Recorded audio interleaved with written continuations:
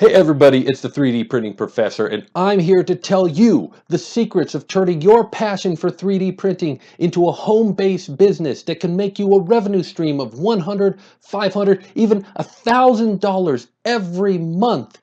I did it, and I know that you can do it, and I've become happier, healthier, and more in control of my life, and I'm going to pass those secrets on to you. And while Excited Joe over there is giving you the sales pitch, I'll be here telling you the real story of what I did and how I made everything work to get to the place where I am now.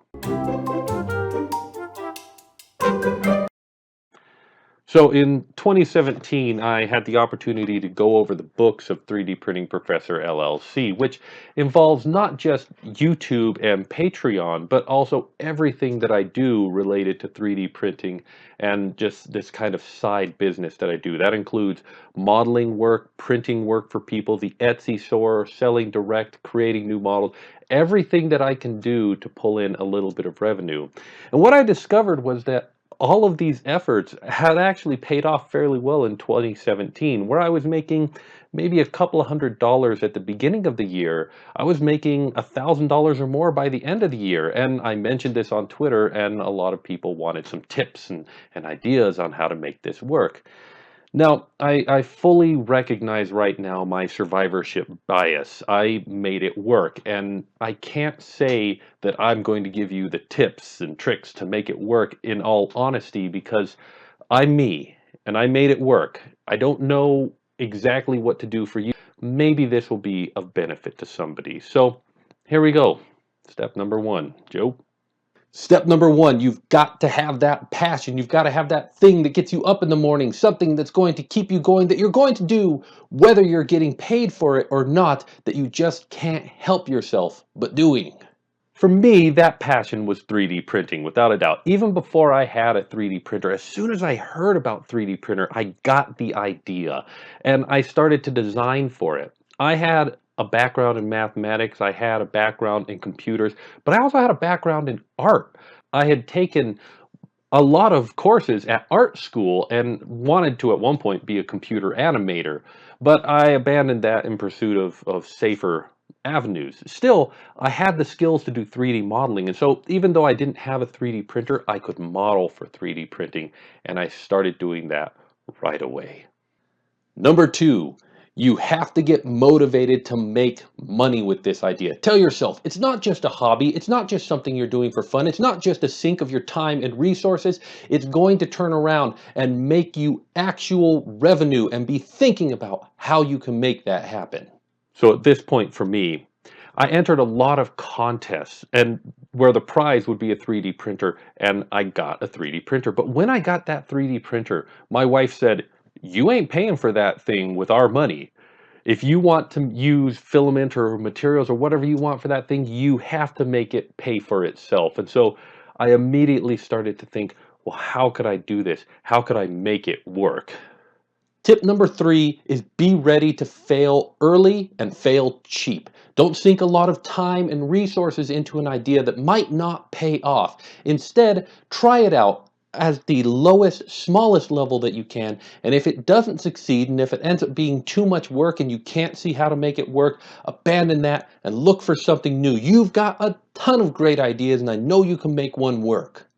So, like I said, I won my first 3D printer, so I hadn't had that investment sunk into it. All I had was a couple of dollars for a roll of filament. Plus, I had a stock of 3D objects that I had made, so I already had an idea of a couple of them that people thought were neat and popular and wanted to have and wanted to print. So I had a good foundation to start on with that one.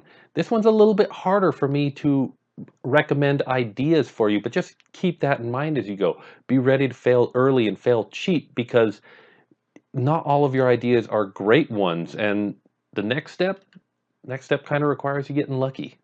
Tip number four is going to sound a little bit odd because what you have to do at this point is you have to strike oil. I'm not talking about being out in the woods, shooting for some food and accidentally running across an untapped resource. I mean, you need to find that one thing that you do better than anybody else that people want to pay you for, and then you need to sell it to them. And keep in mind, the oil will sometimes run dry. And so while you're working on that one, you need to be looking for the next one as well. So for me, my first oil were these 3D printed TARDIS rings, and how brilliant of a first product was this?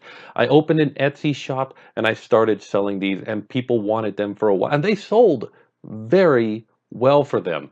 Now, these are very small. They did not require a lot of filament and effort for me to print, and so I put them out there cheap and they just sold like crazy. And that kept me in filament for a long time, actually, these silly little TARDIS rings. But I didn't stop there.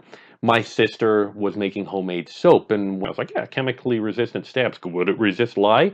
Actually, PLA, not so much, but ABS, yes. She said, make an impression that you can put my logo in some in some soap, and that was my next big product. And then I opened a blog, and then I went to YouTube, and I made a couple of books, and so I'm trying new things all the time as I'm going.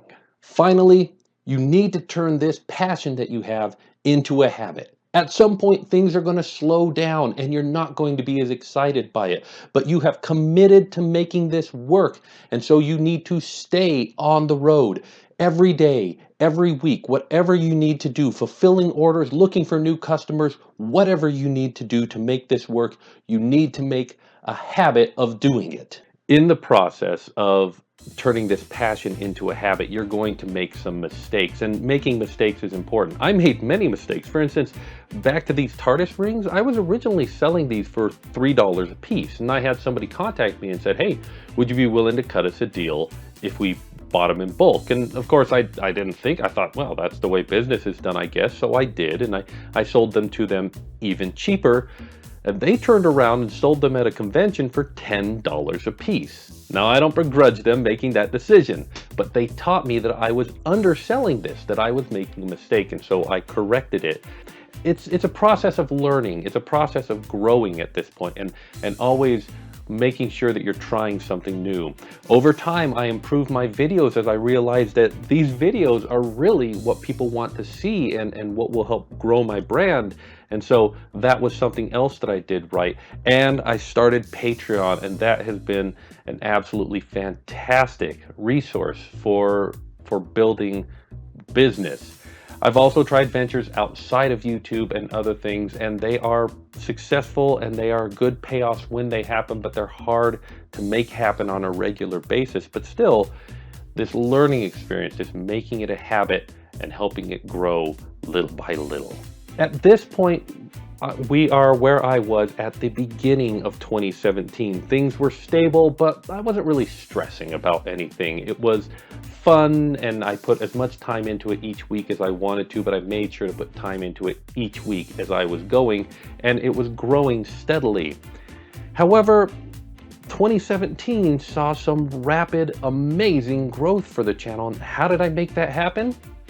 Well, I'm going to make you wait till next time to find out about that. So if you would like to know how to take your simple little business and make it explode and make it grow an order of magnitude and all those things, then you're going to need to be subscribed. And I don't ask this very much. I think this might be the first time, but you might want to ring that bell so that you're notified of it as soon as that video comes out.